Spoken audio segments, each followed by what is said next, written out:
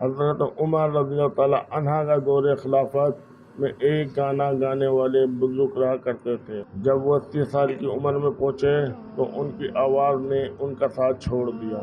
اب کوئی بھی ان کا گانا نہیں سنتا تھا۔ گھر میں فقر و فاقے شروع ہو گئے۔ ایک ایک کر کے گھر کا سارا سامان بک گیا۔ آخر تنگ آ کر انہوں نے جنت البقیع میں جا کر بے اختیار اللہ کو پکارا، یا اللہ اب تو تجھے پکارنے کے سوا کوئی اور راستہ نہیں، مجھے بھوک ہے، میرے گھر والے پریشان ہیں، یا اللہ اب مجھے کوئی نہیں سنتا، تو میری سن، میں تنگ دست ہوں، تیرے سوا میرے حال سے کوئی واقف نہیں۔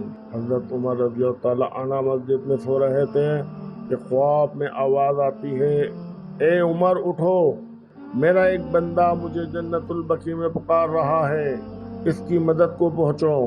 حضرت عمر رضی اللہ تعالیٰ عنہ نے جب یہ سنا تو ننگے پیر جنت البقیع کی طرف دوڑے، اور کیا دیکھتے ہیں کہ جھاڑیوں کے پیچھے ایک بزرگ دھاڑے مار کر رو رہے ہیں۔ انہوں نے جب حضرت عمر رضی اللہ تعالیٰ عنہ کا آتے دیکھا تو بھاگنے لگے۔ وہ سمجھے کہ شاید حضرت عمر رضی اللہ تعالیٰ عنہ کوڑا لے کر آ رہے ہیں۔ حضرت عمر رضی اللہ تعالیٰ عنہ نے کہا، رکو، کہاں جا رہے ہو؟ میں تمہاری مدد کرنے آیا ہوں۔ انہوں نے پوچھا، آخر آپ کو کس نے بھیجا ہے؟ تو حضرت عمر رضی اللہ تعالیٰ عنہ نے کہا، جس سے لو لگا کر بیٹھے ہو۔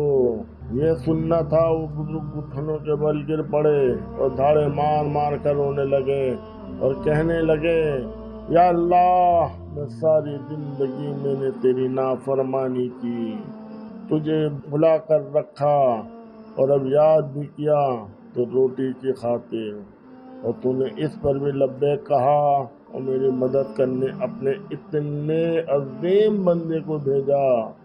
اے اللہ میں تیرا مجرم ہوں، یا اللہ مجھے معاف کر دے۔ یہ کہتے بزرگ کا انتقال ہو گیا۔